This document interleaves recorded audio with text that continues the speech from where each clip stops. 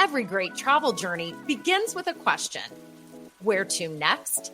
And how do we protect what makes it beautiful? Welcome to the Conscious Check-In, the podcast where sustainable hospitality, unforgettable travel, and bold conservation stories collide. I'm your host, Amy Wald, and this is your Conscious Check-In.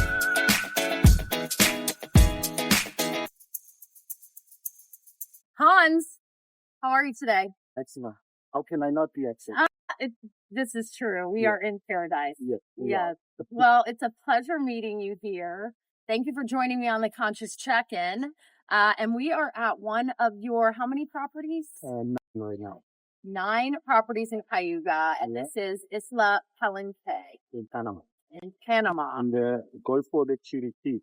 And the Gulf of Chiriquí. And when we look out there, this is all a marine park. Okay. Very special place. It really is a special place. I wasn't sure what to expect. One of those places that the pictures don't do it justice, which is a good problem to have, right? I mean, it definitely inspires. Yes. I love hearing it. It's nothing worse when you go to a place and you have high expectations and they're not met. So I'd rather hear, like, oh, your website, your pictures don't do justice to the experience. So that makes me happy. Good, because it is absolutely true. And it's really changed my perception about a lot of things. I've been lucky to travel to many sustainable luxury places. And this is not just because we're having this conversation. This one has really set the bar. And there's so many things I want to talk to you about, but will you just give us, for those, so many people know you and have followed your incredible pioneering work in sustainable luxury hospitality, but give us the clip notes on, kind of your unconventional but conventional path into hotel ownership. Right. Well, so first of all, I don't own hotels, right? So the 9 hotels are individually owned by different people. And basically the model that the Cayuga Collection is all about is hotel management for owners that own small, sustainable luxury hotels in remote locations in Central America. So if you have a hotel and you're in love with what you do and you really think you can make an impact or you want to build something, then you come to us and we'll take care of operations. Because typically the owners, developers are not into operations. So we do what Marriott or Four Seasons or Aman do for other clients, just that our focus is a little bit more on a more authentic luxury and of course sustainability. That's something that we've been doing, me personally, since 1995, but as Cayuga since 2008. Okay, thank you for that clarification. I apologize. So let's back up. I think that's an interesting point.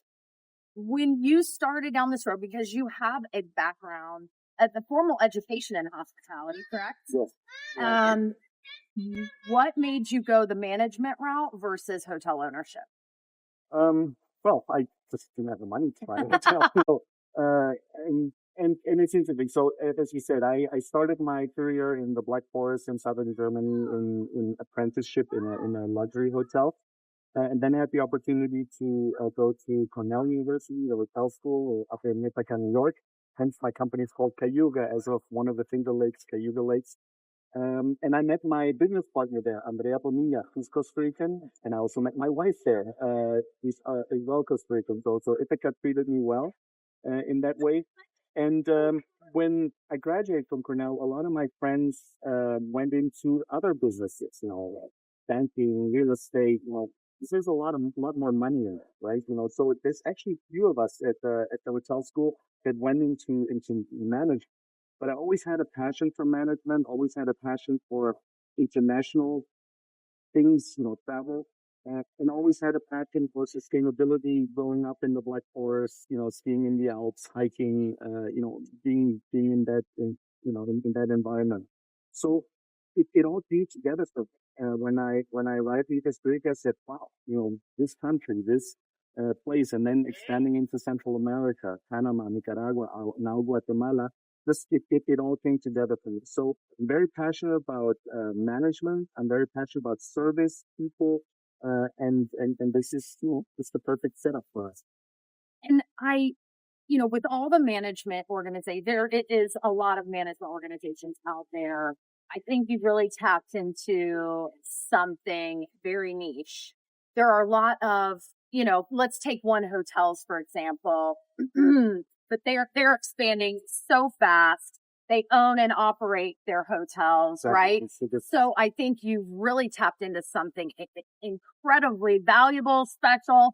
And we'll talk about the challenges here in a little bit. But, for anybody out there that's looking for a management company that's really passionate about these same things, I think it would be a great idea to reach out to. No, and the funny thing is, so I hear that a lot. Oh, this is very unique what you do.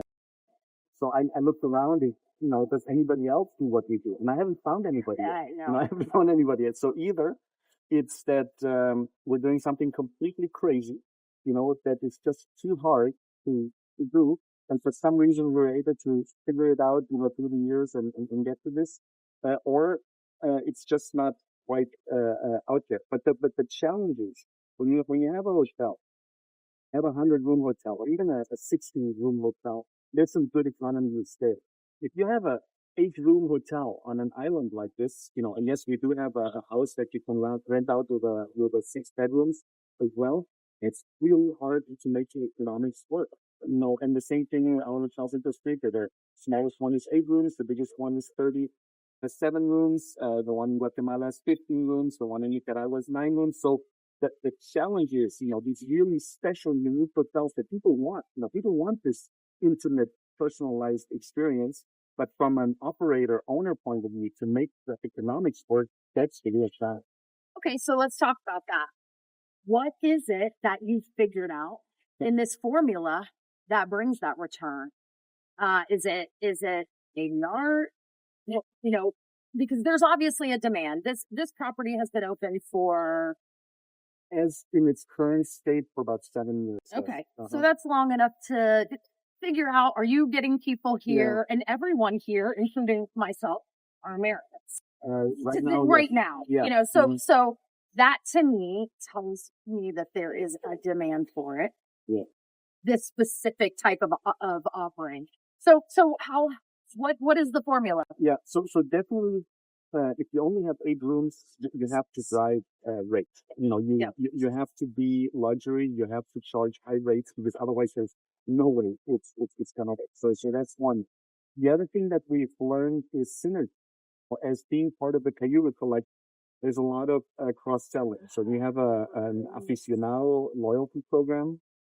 And many times I go to the hotels and I'll talk to guests and they say, yeah, we stayed in Quintero Island in Nicaragua, or we stayed in Arenas del Mar in Manuel Antonio, and we saw now that you opened a place in Guatemala or the place in Panama, we wanted to try that. So there's not necessarily repeat business to the same place, because it's more of a bucket list destination. But there's definitely some cross-selling, among the collection.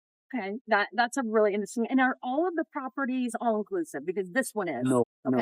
So this is all inclusive because we're on an island. And there's nowhere else to go. Right. So there's some other properties that are a little bit more in communities or close to communities. And they're not all inclusive, and we actually encourage our guests to get out. So you don't want the word all inclusive. It's like the last thing that comes to mind when I think of Isla Palenque. No, of course. But so we don't want to be all inclusive. We want to spread the tourism dollar. In the communities, in the country, it's not that possible. Yeah, because that's truly what sustainable tourism is about. That's really interesting. So rate, of course, but that cross promotion, being very deliberate about getting your guests to stay within the family and experience the other property. And then on the cost side or on the efficiency side, it's lessons learned over the years. So we don't continue to make the same mistakes. It's negotiations with certain local providers that we can improve. Say with the bank, exchange bank all of Central America, and then we can improve our commission paid to credit card fees. Or work with a company that provides us linen, or so there's negotiations that is much easier to do as a group of 9 hotels rather than one hotel of 8 rooms. Sure. So one other thing I found very interesting is, and this is the first, but I'm going to visit them all because now I'm I'm a true believer and fan, and I can't wait to experience the other ones. But as I've looked at them online, they are all incredibly different. Exactly. And I know that this is probably a silly question to pose, but was that deliberate? Or did it just kind of... I mean, sometimes, there's days I wake up and I'm like, my next life, I'm going to manage McDonald's franchise. Just everything is the same. Sure. And that would make your life easier. That would make my life a lot easier. However, the difference is so special and so unique, and also, of course, it makes it all so much more interesting and much more, not only for us as operators, but especially for guests. Mm-hmm. So yes, you're here on an island, nothing around. You might then go to, let's say, Aguas Claras on the Caribbean coast of Costa Rica, which is embedded in a community called Puerto Viejo, where you can go out and you can go to different places. You can walk, take a bike and then explore a national park. So it's more embedded in the community, very different. There we have, the owners are a mother-daughter team. They're both artists, so it's very artsy, very, very, very focused on these kind of things. So yes, very, very different. And I think the difference is something that people love when they start to explore the different properties. But then they also see what's in common. What's in common is the people, our employees, is the service, is the sustainability, is the high quality, is just the focus on experiences. And so while it's very different, because also some places are up in the mountains, some places are on the coast, some places are on islands, some are on lakes. So I think that combination, that difference is something very attractive for different kinds of visits. So you have people that come to one place. We have one place that's adults only, so they come as a couple to celebrate the anniversary. And then they come with the extended family, grandparents, kids, everybody to Arenas de Mar in Manuel Antonio, because it's a great place for multi-generation travel. So they're all different, but I think it's also for different occasions where they become that. Makes sense. Mm-hmm. So I want to bring a word up that, let me back up. Barefoot luxury, I have always envisioned, and I've been to a lot of places, as I mentioned, but this is true. Like, you can walk everywhere barefoot in the literal sense, but you feel elevated everywhere. And it's really provided me a different lens of how I'm experiencing this place. There's a word that I think about a lot. Unwelt. Say again? Unwelt. So it's a word from biology that explains how animals perceive their environments, how differently they perceive their environments. And it's made me think a lot about, it's a German word, actually. Uh-huh. It was a German biologist that came up with this philosophy. And it's made me think a lot about the way that each guest experiences your properties in a different way. What is your, when you were designing this place, I had the pleasure of having dinner with you and the developer Ben last night. Yeah. And, as you were planning this, literally you designed the entire island. Was there an idea in your mind of how you wanted guests to experience this specific place? Yes. So, I think it's important to understand that the Cayuga Collection hotels might not be for everybody, right? Because some people might not feel comfortable getting up at night and going outside to use the bathroom or to take a shower outside or take a bath in the bathtub outside, because this is still somewhat wild. And it does have that thought of luxury, but it is delicate. Yeah. So I think when we decided what to do here, it's like, okay, we're on an island. There's nobody else around. There's nothing else around. So we want to maintain that Robinson Crusoe feeling, like you mentioned last night. But at the same time, we want you to feel safe and comfortable.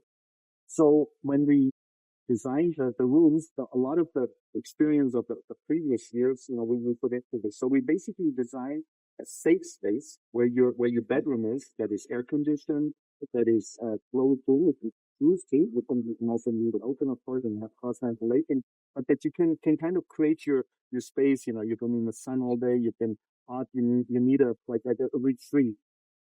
At the same time, you don't lose the contact with the elements because the bathroom's outside, the deck is in front, and you're just really literally 15 steps from the beach, from the ocean. So it's this combination of comfort, of feeling safe, but it's not over the top luxury. Like I always say, we're far from the Dubai kind of luxury. You know, it's still a little bit rough around the edges, and that's on purpose. Unsafe, Yeah, right? it's on purpose because we also need to make sure that we get the right kind of person, because not everything is perfect. Yeah. You know, it's amazing, I but don't know. not I everything think it's is pretty perfect. perfect. Yeah, well, you know, that's because you're the right kind of Sure. guest for us, right? But we've had guests arrive here and be like, "Oh my God, this is too much. You know, too Yeah. much nature, too much creatures, too much sound of monkeys, and the waves are too loud." And you know, so we've had guests that just don't feel comfortable, and they need to go to a safer place of maybe more 200 room, Four Seasons, you know, more curated space, right? You know, so we want to still keep it authentic, but at the same time want to provide that luxury. That luxury for us is really the experience, you know, and that's what it's about. So when you talk about luxury, to me, I was walking the beach yesterday and I was thinking about, you know, the wellness boom that's happening in hospitality right now, right? Wellness has almost started to overshadow a little bit sustainability, which kind of hurts. But because I think they go hand in hand. I don't think they're interchangeable. I think you can have wellness without sustainability, but I don't think you can have sustainability. Right.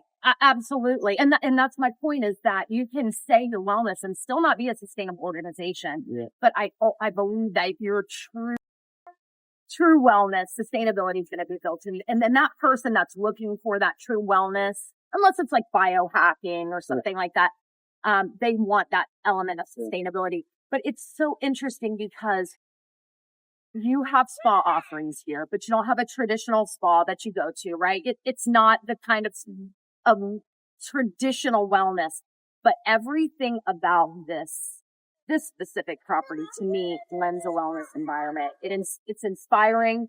It's makes you feel more alive. If you want to be a better person, you feel creative. I mean, I could go on and on. Yeah. What's No, your and thought? I'm so happy you're bringing this up, because sometimes in the past year or so, with this wellness boom, as we described it, as we've talked about that, we need to do more with you know, do more treatment and more of this.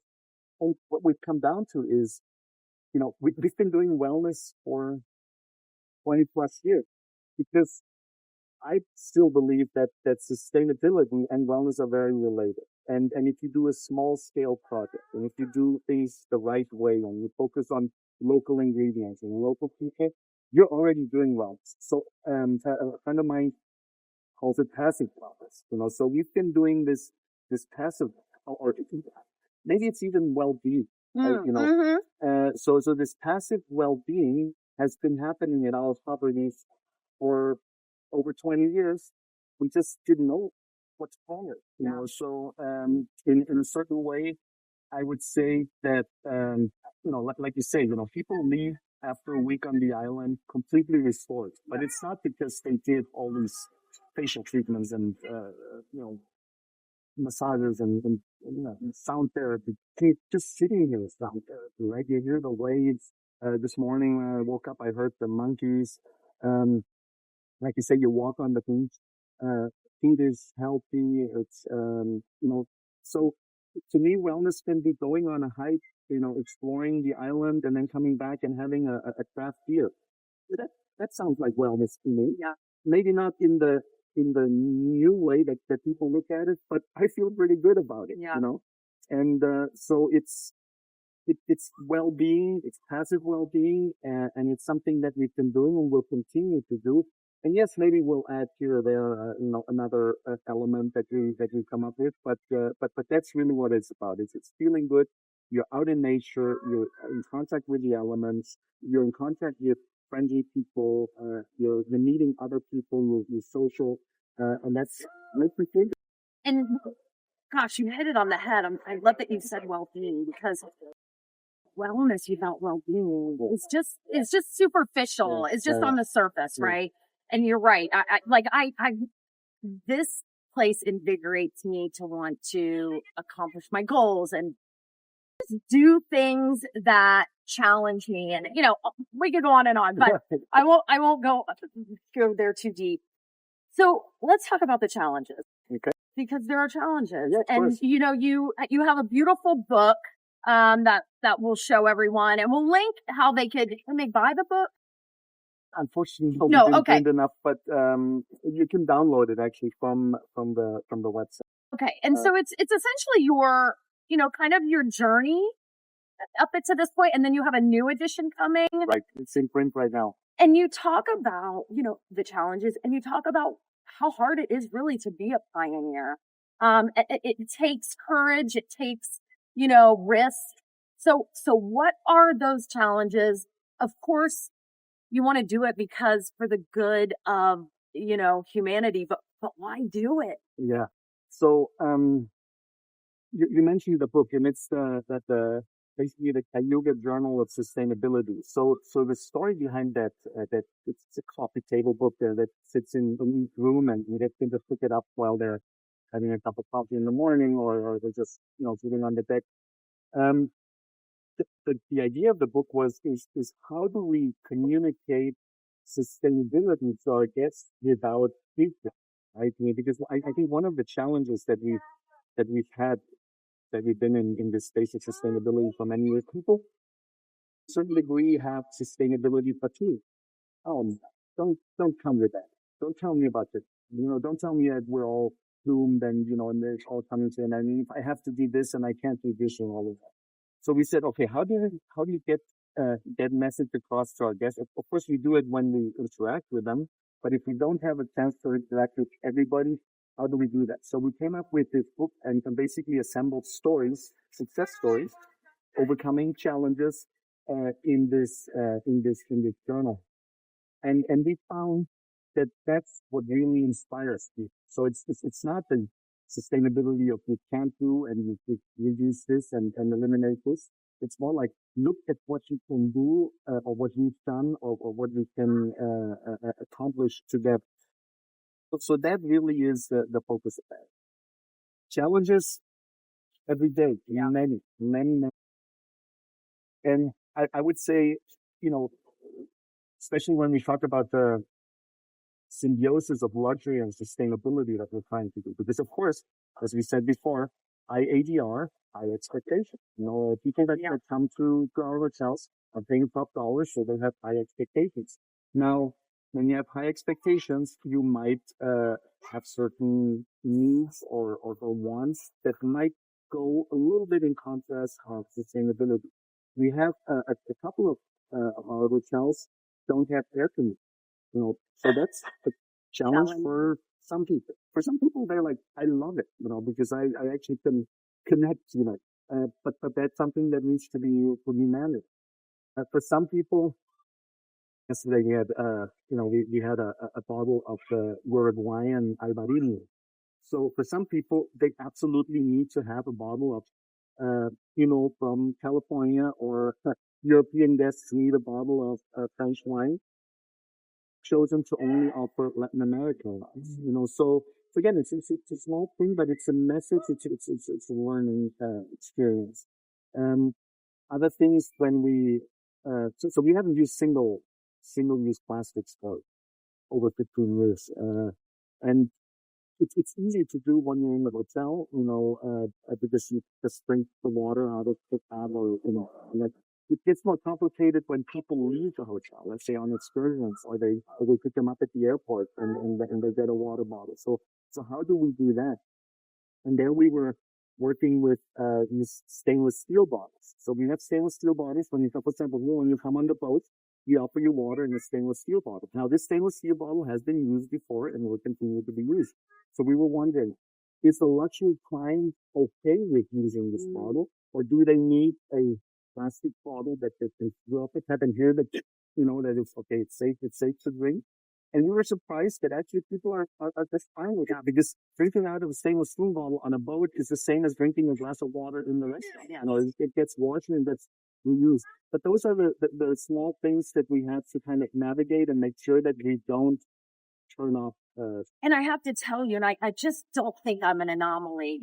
My career came out of this because I had a passion for hospitality and travel and sustainability. And so I found myself naturally seeking out these kinds of places because I wanted to stay somewhere elevated and nicer, but I didn't want to have the guilt.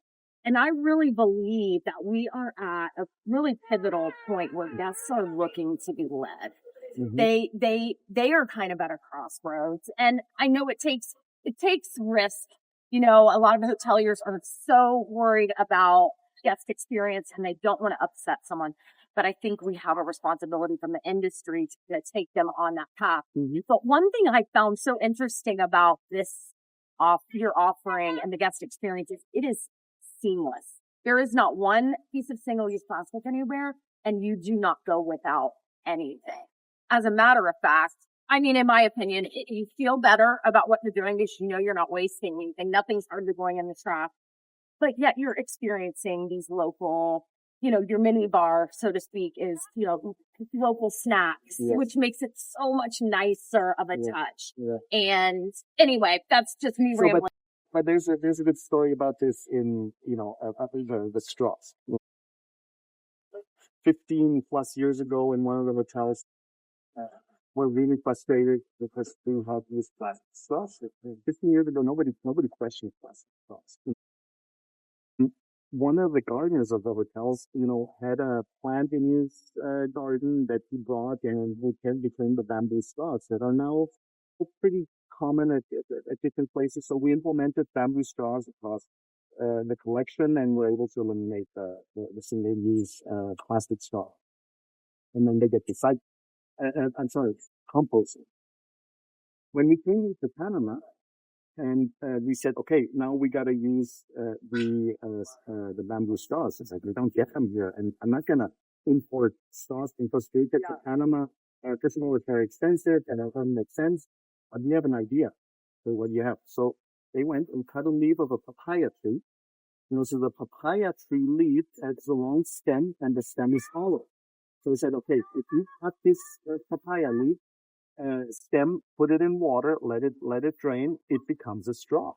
Right? And so I just found it fascinating how they came up with a solution on their own, and probably for hundreds of years they've been using this, right? So often you just have to go back and listen to the locals, and then you have the solution for sustainability. It's not really, coming up with something cheap and sophisticated.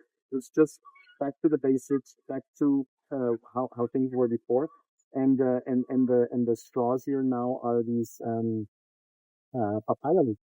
And you talked about that in your journal as well, about how a lot of your ideas that you've implemented have come from your employees. Almost all of them. And even whether you're in a wild place like this or you're in, honestly, the United States, I have witnessed this so many times.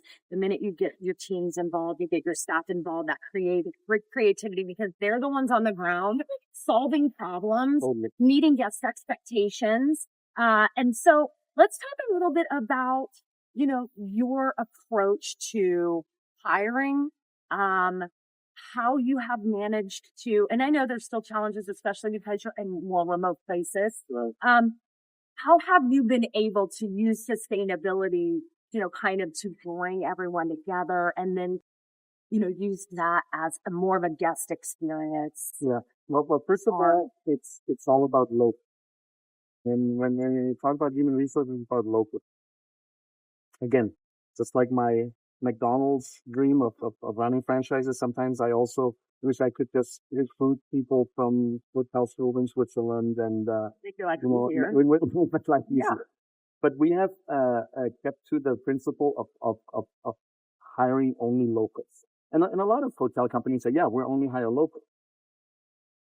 Locals, does that include the chef, the reservations manager, the general manager, the operations manager? Because it's easy to hire local gardeners and maids, but when we get higher up, it becomes more challenging. So we've really been able to stick to this. We have a bit of Central American crossing right now because there's some opportunity, some career opportunities that came up. But I consider that to be still pretty local. So the management team is local.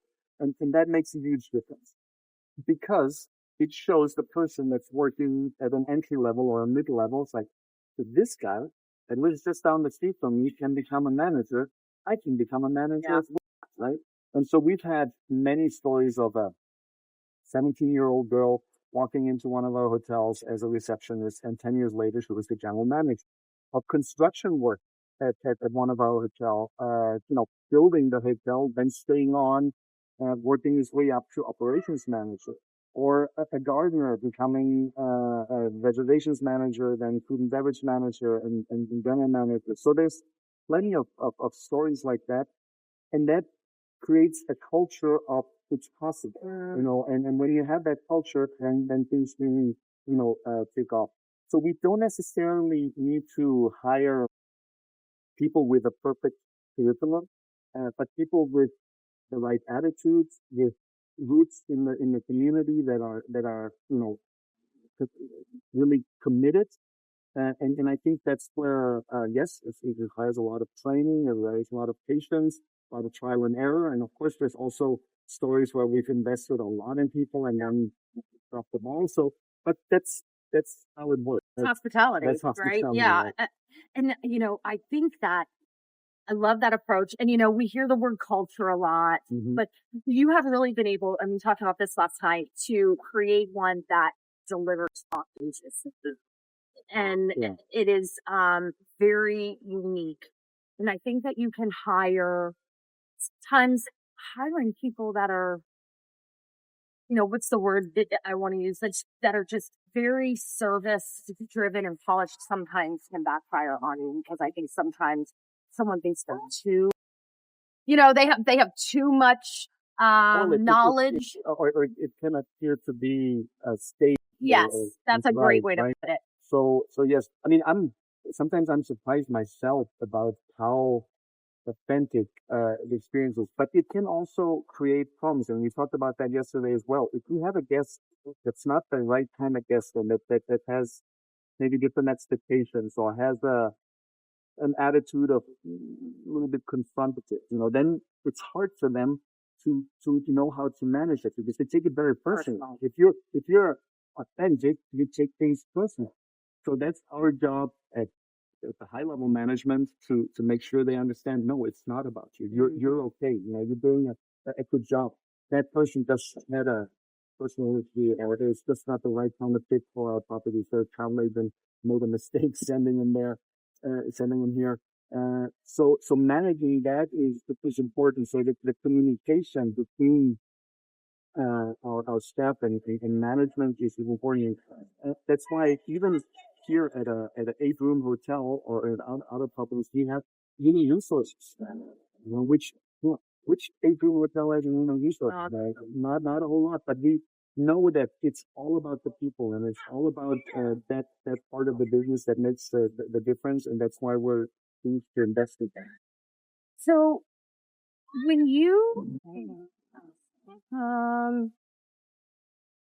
anything you'd miss? I'd like to talk about the luxury Rewilded. Okay. Yeah. Okay. Good. That'll lead me into like kind of my last question. Mm-hmm. So this kind of plays into the wellness thing we talked about, at least for me, because why I do what I do is conservation based, and you have a tagline. I think that's the proper way to say it. Or you have a philosophy that's luxury rewilded. What does that mean to you? Yeah. And how does that play into conservation, sustainability, and the overall, picture? Yeah. Well, I don't know if it's a tagline, and I don't really know quite what it is because it's fairly new. So we've been struggling to put a concept or wording to what we do. Sustainability, luxury, all of that. And we came up with the idea of luxury and Rewilded because we looked back at the process over the past years at the different hotels, and we're like, well, that's what it is. We created luxury through Rewilded. So example of that is it is this island used to be basically a farm. There used to be cattle on here. There's corn plantations. There used to be a shrimp farm. So the island was impacted through agriculture. And basically, once we arrived, we rewilded that. Where the pasture is now, they're freezing it. The forest is taken back over. So that's one example. And another example, Arenas de Mar and Manuel Antonio used to be a sheep farm, and then so it's now coming back to rainforest. Aguas Claras in Puerto Viejo was El Cacao plantation that now is a hotel, and the gardens are coming back and all the animals are coming back. Senda in Monteverde was a hotel and it was abandoned for 10 years. And so we planted it with local flora and fauna. And now our guests comment that they see more animals in the hotel than on their tours out of the hotel. So the idea is that you first start with healing the land. Once you heal the land, nature comes back, wildlife comes back, and then our employees become these guardians of the land, and they are very protected. So don't feed the animals, don't cut anything down. We really see the benefit of this healed land. And when they become the guardians, they then transmit this to the guests, and then all of a sudden the guests become part of a vision and of a project, and they're not just here on a vacation, they're having something bigger. And so this is how the luxury rewilded concept, ties it all together, the land, the people, the community, and the guests. And so we're like, yeah, that's it. That's the story, right? And so it's pretty new. We're still kind of exploring how we communicate this. But we're very excited because in the end, that's what it comes out. But there's a common theme, right? In all of these properties that you're talking about that has done that job. Right. It's funny, when I started my business 7 years ago, I came up with, I used tagline because I think that's the way my business kind of evolved. And my tagline was turning the traveler into a conservationist. Mm-hmm. And everyone that's kind of looked at me like, you're crazy. I don't understand it. Yeah. But what you just said, that translation from your employees to your guests is now bringing them in, making them part of the story, making them understand that you don't have to be a conservationist by trade. Yeah. You can be a conservationist on vacation just by knowing that you're not harming something, we're making it better. Sure. Yeah.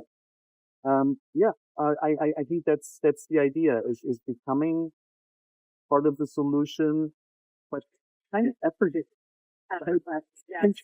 And just because when you do something effortless, is because you believe in it, and it's really something that you care about. And if you start to care about what's going on, then it becomes part of you.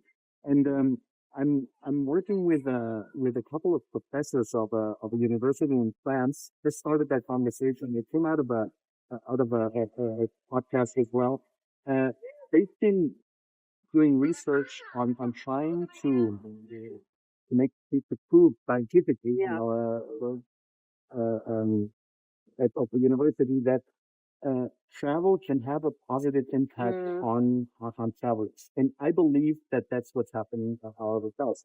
But I hear it, from comments. I hear it from what they leave on a review or what they send us afterwards. But I don't have any scientific proof, right? Sure. Real data on it. So they're coming in May and visiting the hotels, and we're going to try to figure out how to set up the research in the program to do that, to then really have an academic research on a paper published, so you can say, yes, look, Amy came here. She already kind of cared about sustainability, but when she left, it went up, and so how can we measure that with our guests? And so I'm very excited about this project. Have a call with them probably next week to set up, but they bought their tickets, they're coming, and so they're. That is very exciting. And I couldn't agree more. I do believe, of all the industries in the world, right, there is none as inspirational as travel. So when you can layer in, Mhm. you're doing good and you're taking care of something and you're now leaving a positive legacy. I think you really change people's, value system and just kind of their approach to life. Yeah.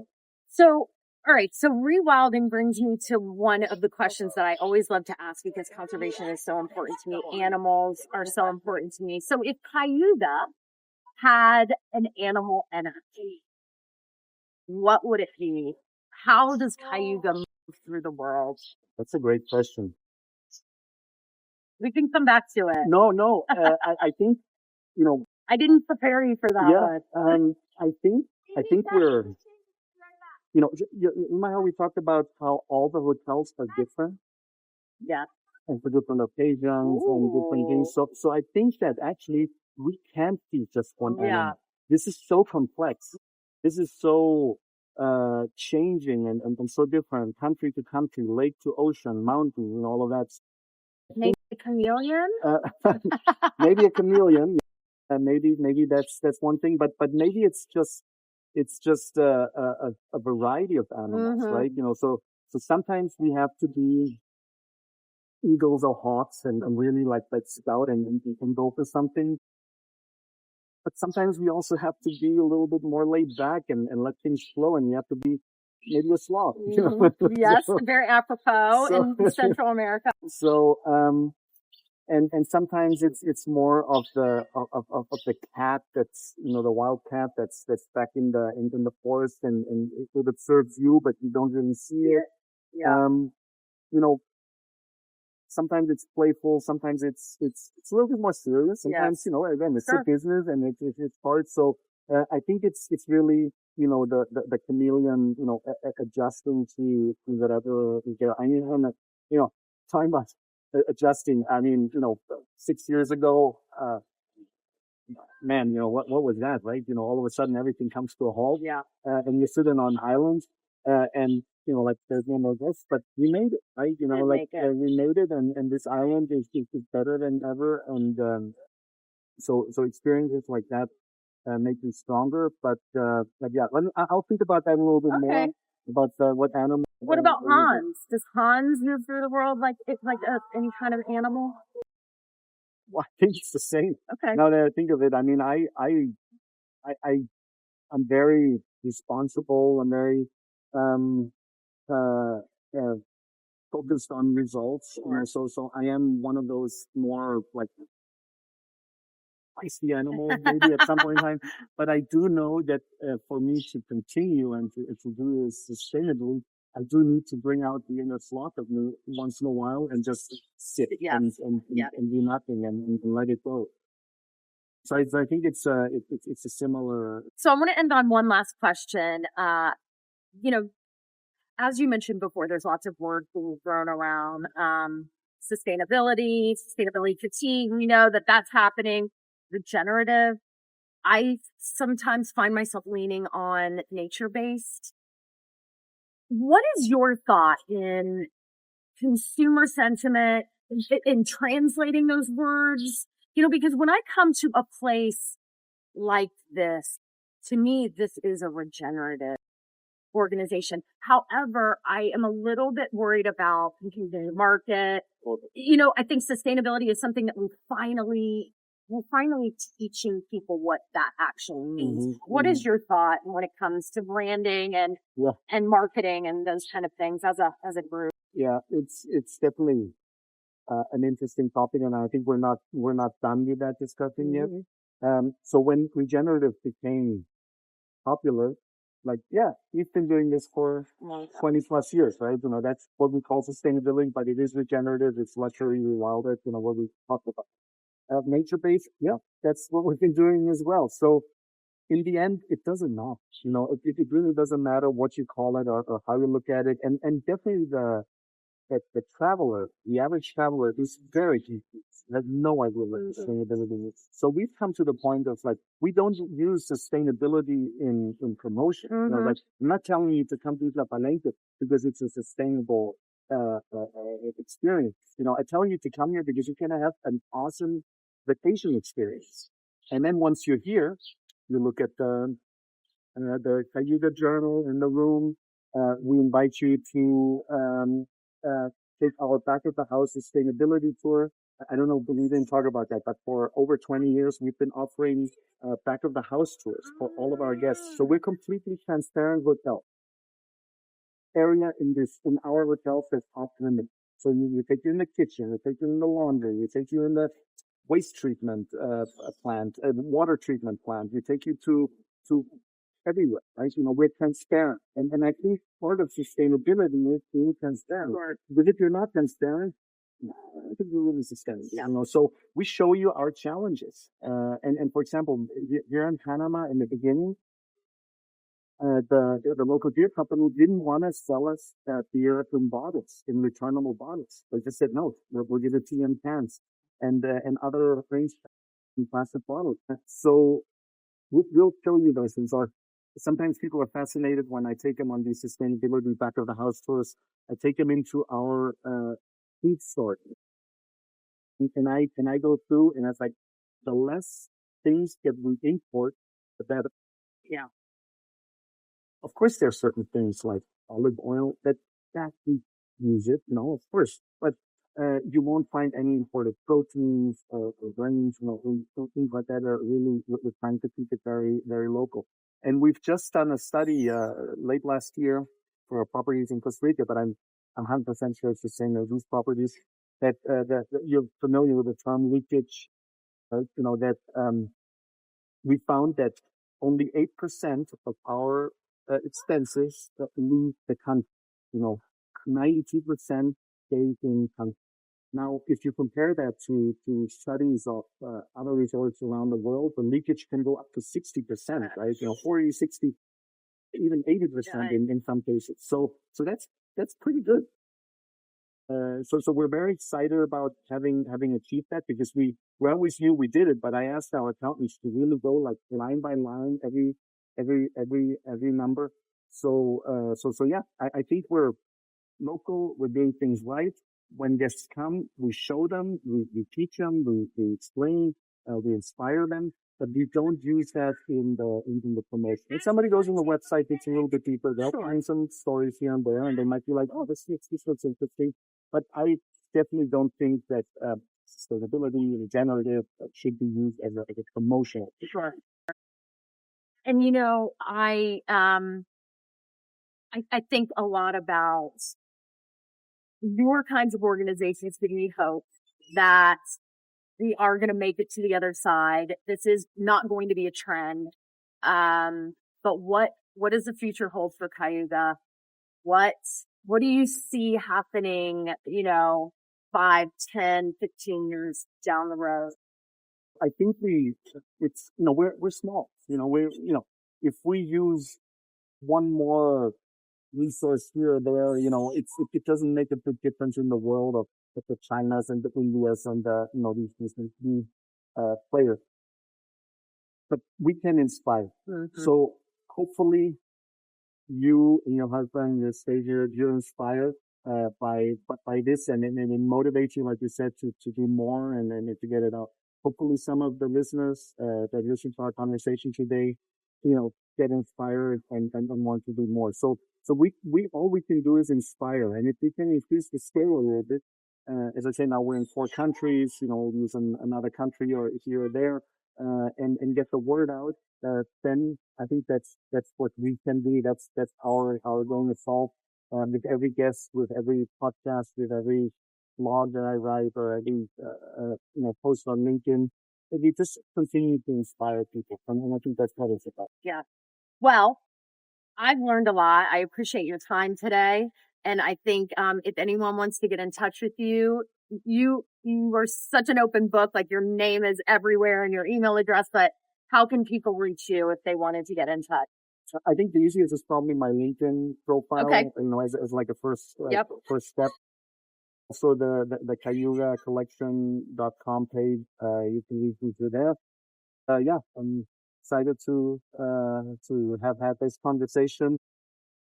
It's always good to talk about this with somebody that understands and that's part of the solution. So I appreciate what you do. I appreciate you coming here, Looking Continue forward, this. yes, looking forward to more. Yeah. And you've won incredible awards. They're all over the website, and I can't wait to see the awards you win in the future because you really are pioneering such an important cause. So thank you, Hans. Thank you, Amy. Thanks everyone for tuning back in to the Conscious Check-In. And if you know what's good for you, you're going to check out Cayuga. I, of course, want you to come to Isla Palenque, but looks like there's tons of options for you for sustainable luxury travel. So we'll see you next time. Bye, everybody. Hey.